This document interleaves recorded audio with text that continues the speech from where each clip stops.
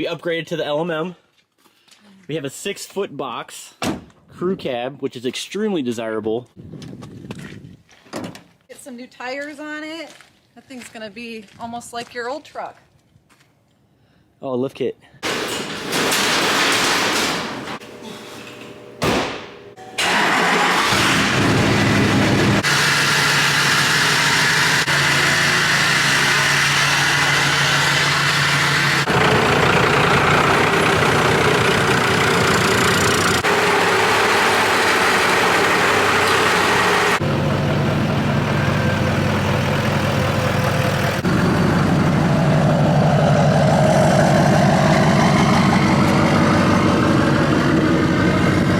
So I made a post on my Instagram a few days ago about the Dodge Cummins. I was asking this simple question. Leave in the comments below, would you keep it if you won the truck or would you sell it? I'd love to know, because what we're doing with this truck is we're actually trying to raise money for the DAV to help out disabled and wounded veterans. Link in the description. Good luck, everybody. Let's just say you win this old girl. I'm going to be personally paying for the sales tax as well as shipping.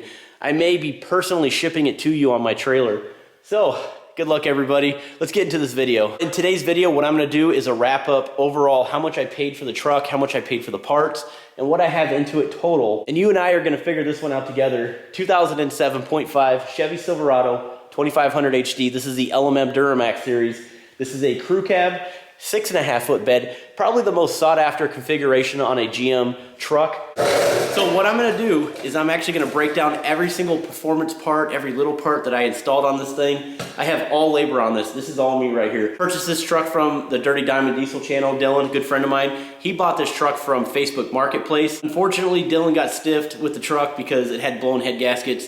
The previous owner did not tell him, so in turn, he sold it to me. Maybe I can make some content on the channel, and this is exactly why I have it. When he told me about the truck, I was absolutely in awe because he found exactly the same truck that I used to own. Not the same VIN number, but the same exact configuration vehicle. Between diagnostics, YouTube videos, pulling the cab, doing the head gaskets, head studs, stuff like that. Not only am I gonna break this down, but I'm also gonna replace these hideous Amazon, eBay tow mirrors because I'm gonna be installing some awesome Boost Auto Parts tow mirrors. Stay tuned, it's really gonna change the look of this truck. Okay, so first things first, when I purchased the truck, I paid $15,000 for it. I think with the mileage that's on it, I think it would be fair to pay about 23 to 25K for the truck. But since we had issues, I got a really good deal on the vehicle. If you tighten that cap up, then it will make excessive coolant pressure. You can let it sit for hours after you shut it off, and this radiator hose right here will stay rock hard. The first time that I drove it with the cap tight, it blew out of this radiator hose right here, all over the motor, all over the firewall, and that's why it was just always strategically left a little bit loose. Now, if you guys have been following me for some time, you do remember when I picked it up, it was plain Jane, bone stock, nothing done to it whatsoever, with the exception of a 4-inch race exhaust system. Basically what was going on with the truck was the coolant was pressurizing in the system. So what I did first was install a GM radiator cap, hoping that that may fix the problem, because sometimes just the cap itself on the overflow tank could induce pressure into the system. I've seen that before. So I installed one, drove it around, the pressure came back. Then the second time, I decided to go ahead and install a upper cooling hose as well as the 2 thermostats on the top. Drove it around, lo and behold, it came back. So what I did then was I actually installed a brand new aluminum radiator, which is pretty cool. They're really nice. They keep the temperatures a little bit cooler. I went ahead and drove it around, and to my surprise, it seemed like everything was good for probably about 2 months. And then all of a sudden, it came back. I was getting kind of fed up with diagnosing the vehicle, so I decided to reach out to Ryan's Diesel Service, talk to my good buddy Ryan, and had him order up some head gaskets and head studs for the vehicle. As you guys can see in this video, I had a ton of parts from HSP Diesel as well as PPE, and we have that awesome 64mm Ryan's Diesel Service drop-in Garrett turbo. I did all that stuff with the cab on, drove it around. Of course, you know, the pressure's back. I was sort of in denial. I did not want to pull the cab, but since the head gaskets and the head studs were already en route, I'm gonna go ahead and skip the nonsense and just get this done right. So I went ahead and pulled the cab, did the head gaskets, head studs, took me a while, finished everything, set valve lash. After everything was all set and done, I set the cab back down on the frame, and there she sits. Everything's good to go. So now that I had all that stuff done, I decided to install the PPE HD tie rods. Pretty good stuff. From my experience, I would say the best tie rods on the market are the Death Grip Kryptonite tie rods. But since I'm considered an authorized dealer for PPE, I sell their products on my website. and I get all that stuff at cost. I went with the PPE tie rods. Not only that, I love those things because I have them on my LBZ Duramax, the other red one that I have. Had them for about 5 years now, and I've beat that truck to death, and those things have never failed on me. When I installed those tie rods, I also made a video on it. Basically what I did is I did a 4-wheel drive boost launch to attempt to break the tiny tie rods that we have on these IFS trucks. All right guys, we're gonna go ahead and take 2 on this one. This is the dirt test. 4-wheel drive. We'll go ahead and bring up the boost to about 12 PSI.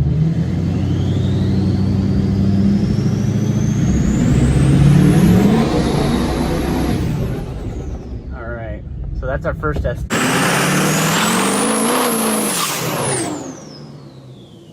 All right, y'all, let's do this.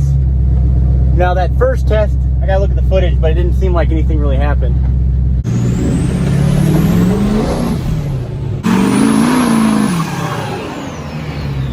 I bent them up pretty good. In that video, I just did a comparison with the chintzy tie rods from the factory versus the PPE stuff. And of course, to my surprise, once I installed the HD tie rods, the front end will not move at all. So nice and strong, ready to rock. We're gonna go ahead and give her a little boost and see what happens. Should stay straight this time, we'll see.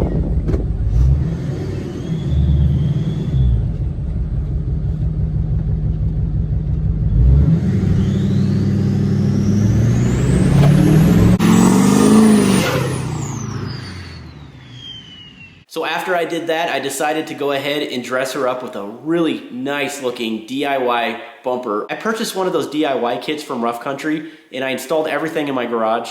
I also installed the Cree LED strip light bars on it, as well as one of those really nice Rough Country winches. I went ahead and put that on there as well. I thought that would be a really nice touch with the shackles, the winch, the lights. I really wanted to do that one up, and I wanted to do it on my own. So moving forward with the build, I decided to go ahead and just install a lift kit on the truck. And the reason why I wanted to install that 6-inch Rough Country lift kit is because the last LMM Duramax that I had, the first truck that I've ever owned, had a 6-inch lift kit on it with 35s. So I went ahead and installed that lift kit. I think it looks really sharp. I did a full how-to video on my other YouTube channel. Make sure you check it out. It's Truckmaster Garage. But I went ahead and did a full install video on that. Installing the lift kit was kind of a challenge, removing the front differential. But you know what? I was able to manage it. Thank God I have a hoist. It really helped me out a lot. And last but not least, the cherry on the top. I went ahead and installed a nice set of 22-inch Vision Silvers. They're negative 51 offsets. They're 22 by 12s with a set of Versatire 35 12.5 R22s. Oh, and then one more thing I completely forgot. I installed a 165 GPH Air Dog. That's the first thing actually that I got for this vehicle before I did anything. What really helps my pocketbook, again, is the fact that I am an authorized dealer of Air Dog as well. I sell that stuff on my website. So I was able to save an extra $165 from just getting it myself since I am a distributor. So I did save some money, which is good. Prices that I'm gonna present to you guys on the parts are at retail and not what I paid for it. I wanna let you guys know that right now, only because I wanna keep this down home to you guys if you decide that you wanna upgrade your vehicle. So with that being said, let's go ahead and get into the meat and potatoes. What did I pay for everything? Let's do this. So like I said in the beginning of the video, I paid 15 grand for the truck. So the nice chrome rims that we have on the truck, I paid $2,172.56. The nice meaty empty tires that I purchased from Versatire, I paid $1,467.99. The Rough Country lift kit total was $1,729.90.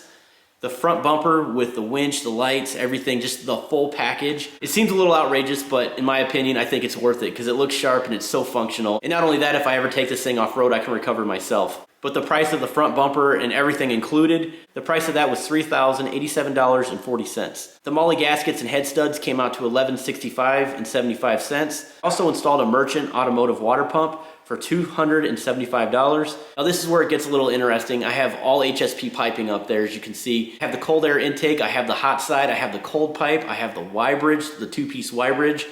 And also we have those sweet manifolds, those awesome HSP manifolds. Those things are so beautiful.